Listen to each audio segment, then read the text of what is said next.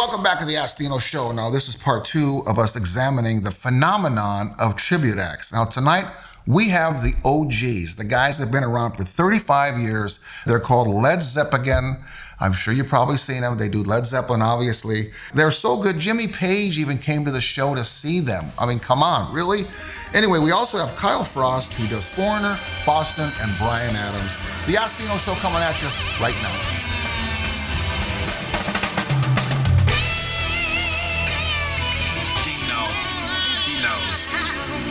Tell me your process, and maybe now it's like just automatic, because you're recreating something. It's not Swan and your original material. You're having to recreate Robert Plant. Right. Okay? Right. Every time I play, I'm copying somebody. They just don't know it. Right. I like that. One day it's Steve Gadd, the next day it's Neil Peart. They don't know. I had a music teacher in school in Boston who told me there's only so many notes. Steal from the best. Steal from the best. Yeah, right. That's right. And that's what we do. Tell me your process when you first started on recreating the Robert Plant person on stage. Well, it's just like acting, you have to study the subject. And right. I would look at as much as, it wasn't, when we started, there still wasn't a lot of video or anything of Zeppelin, because it was, right. only until the right. There was no YouTube or nothing. I was just hearing pictures. Right. So you couldn't watch him that much. No, other than going to see him live. For me, it felt real natural. I didn't have to maybe it was the way I am too, as just being me. But the hand movements. Right. Obviously, how he dressed and. Right. Of course, Mr. Jones doesn't have. He was not that animated. Did you study it and did you watch? Oh yeah, okay. Absolutely. Okay. Yeah, and he changed the way he moved on stage, from era to era. He was very active early on in the early years, moving around a lot. Right. And then when it got to about 73, he decided, I'm just going to stand here and not do anything. That's when my job got a lot easier. But the thing that I think is the most important is just accuracy, trying to be as accurate as possible. Your parts and your playing. Yes. Because you got these guys out there that are like, I mean, do you have those guys that are like, they're watching every note? Yes. People want to come watching every note. Mistake. They want, that's not right. You didn't play that right. Exactly. And they're looking for it. And being a tribute band, you can't get away with it. No. Because they're expecting every note from the singer, every bass line from Jim. Right. Same with the drums, same with Jim. And with social media, they can sit behind their computer and say, and they're not confronting you. They're not talking to you directly. They're doing this, so it's even worse. Yes. So you have to have thick skin, basically, right? I mean, you're right. Put your heart on your shoulders. You have to go, you know what? F these guys. Yeah. This is what I do. People coming to see me, and these guys probably can't play a freaking note or sing. Yeah. With Jim, John Paul Jones, and learning all those parts. Yeah. And then not alone does he study, the record, but he's also, because a lot of Zeppelin fans want to hear the live stuff. Oh, yeah. So you'd have to study that. Same with and you have to play Anthony. The keyboard too. Keyboard and mandolin. I had never played the mandolin before I started playing in the group. I got it. I got it basically the first day I joined the group. Got the mandolin, and then the guitar player says a week later, "Hey, are we ready to do Going to California?" I'm like, I just got the thing a week ago. Yes. But the I remember, and my wife reminds me about this. When I first joined the group, I would wake up at like 1 o'clock in the morning, and I'd get up and I'd go over and I'd start playing the piano. She's like, "It's 1 o'clock in the morning. Why are you playing the piano?" I got to get this part down. I got to learn it. And the dedication. Yes. You have to these guys. You had to learn 3 instruments. 3 years later, from the time I started, when Jimmy Page came to the show. Insane. And he came backstage, and when he made the comment, he said, "You guys weren't just playing the music." He says, "You were really inside of it." I said, "Wow, all those hours have paid off." Especially when that was one of my questions, because I saw him in one of your videos. I said, "This guy actually came to see them." I mean, how nervous were you guys? Were you guys were you nervous? You probably weren't. Look at me there. No, I was sort of chilled, but we were on stage, and the production manager sent a note. We were during a song or something, and he sent a note, and he says, "You guys better get this next song together because Jimmy Page is, I think it was Cashmere, was it Jim or something? I can't remember the song. Oh. That we were about to play when I got to know. Right. Oh yeah, I think it was Cashmere. Yeah, so I Was went Cashmere? Yeah. Oh, Jesus. So I went over to the guitar player at the time, and I says, "Hey, better not mess up this song." And he's looking at me like, "What are you talking about?" So I said, "What?" Just look out there. You could see the silhouette actually Oh, my of Jimmy God. on the balcony. Oh, Jesus. I said, "If you look to your left there, you'll see Mr. Page. He's right there staring at us right my now." God. And he went, He must have sweat bullets. He must "No, have sweat bullets. he went, what?" No. And I go, "Yeah." That'd be like yeah, Buddy Rich coming in and watching me play. yeah.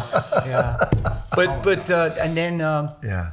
we came off stage, and the next thing we were told was, "Okay, so Jimmy Page is up in your dressing rooms, really wants to meet you guys." Oh my God. So we had to go on and do an encore. It was the quickest rock and roll encore we've ever. And then we We're come done. off. We come off, and then the old House of Blues is 3 stairways. And you're talking It's about like we are running floating up the stairs. Yeah. It was, yeah. And there Oh, he my is. God. It's like, whoa. Oh, jeez. It was like the heavens opened up. Oh, my God.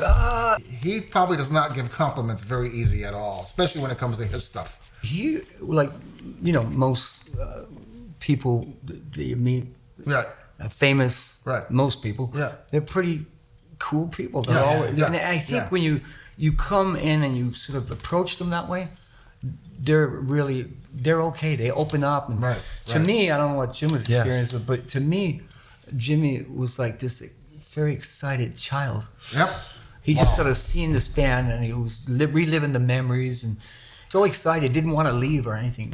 When they did that Kennedy Center Honors things and they did Stairway to Heaven, The heart. Oh yeah. they were. I mean, Tears. you could see Yeah. Plant was just like you could see tears coming out of his eyes. Yeah. Stairway. It was a very emotional performance. Whoever produced that, you got to give him props because he knew what he was doing. Yeah. Now you met Lou Gramm. You met Lou Oh Gramm. yeah, my first actually we've kind of developed a little bit of a friendship. But the first time I met Lou is a very funny story, and it's very embarrassing. And my fiance will tell it better than me. But I was doing a show in Vegas, a little residency tribute show, and she had gotten tickets for us, third row center, across town at another venue.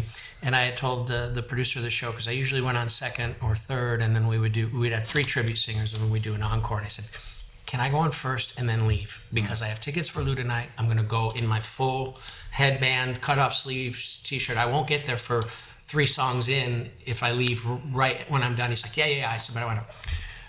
Walked in the middle of the 3rd song. Everybody's in there. I must have scared the shit out of them. The ushers bringing me in, and we locked eyes, and I saw the wheels. Who is this crazy? And so afterward, he was doing a meet and greet, and I just kept letting people go in front of me. I'm like, no, I got the book. I have to talk to this man. Yeah. And it was kind of like this, and I got to the table, and I knelt down because he was sitting, and I didn't want to, stand over him. And he took my hand to shake my hand, and I didn't let go. Oh. I grabbed his hand, and I'm like, "I'm not crazy. I'm a tribute singer. I do and I said I went to Berklee College of Music. And I hear Chanel. Let go of his hand. Now it went on, and he was so wonderful. Mm-hmm. And he wasn't doing pictures. He wasn't doing pictures with anybody. Yeah. So I waved to his manager lady. I said, "Can I just get one photo?" She goes, "Hold on." He talked to the other 2 people. They called us back into the venue. My mom, my girl Chanel, myself, the person who was in charge of the venue, and Lou Gramm and his manager. And we took photos, and he took photos with me. And we were talking, and the funniest thing, we're trying to get my mom to come in and take a photo, and she's at the time 75, little Italian lady. Yeah. No. I said, "Come on, Mom, you paid for all the vocal lessons. Come on." And he's like, "Yeah, come on, Mom." My mother walks up to Lou Gramm. It's amazing how much you sound like my son. That's great. He lost it. He loved it. He must have laughed his ass He off. loved it, laughed his butt up. And so I didn't want the night to end. But he was such the nice guy, and could have just dismissed me as some crazy dude, because I was at the time. I really was. I was so starstruck with the man. But isn't it funny? You were mentioning when you went to the concert that people were looking at you like as if you were him. Yeah. That Do you get that? I get that a lot. Yeah. Actually, I don't go to any more, Robert, and I'm not. It sounds egotistical, but that's not the case. It's like when you're there. I actually went to see him at the Marquee, the original Marquee, and so I going out with this girl who had contacts. I was able to get in ahead of the line. So, but I'm walking down, Water Street, passing the line as they're waiting to get in to see him, and they're like, "There he is." There he is. And I'm like, oh shit. No. And so it's happened a few times at some of the concerts, even at the Greek. So the last one when he played with Alison Krauss, same deal. But but you know it's what? Cool, but it's a little embarrassing for me. I know, but it's a little embarrassing. I'm not putting it out there. But I don't want it. Sometimes you just go, yes, I am. Nice to meet you, and then just walk away. It happens at yes, I am. That is me. It just happened at the airport, the Atlanta airport. Somebody, can we get a picture? It's probably less time to say yes than to say no. Check this. You have to explain. Check this story out. You just They're like, can we get a picture with you? And we're like, we're not who you think. Oh, I know who you are. Yeah. Please, they don't believe you when you say no. Yeah. They think They you're don't lying. believe you. You're like, no, you're somebody. You're. Yeah, she says, I know how iconic you guys are. Can we get a picture? We put her in the middle, and it's like, she probably shows this to her friends, and like, who are these clowns? If you guys want to have a tribute act out there, study these guys, how they do it, how they go about it, and you can learn a lot. One thing that I do want to mention that I'm going to be involved with Jim, a new thing with Gary Grantham. It's called The Graduates. Yes. And we're going to do a Simon and Garfunkel tribute, which is going to be more geared toward like theaters and things like that. Swan Montgomery, Jim Wooten, Kyle Frost, thank you so much for coming on. You have been a great guest. Dino Maddalone, The Ask Dino Show, and thank you for watching.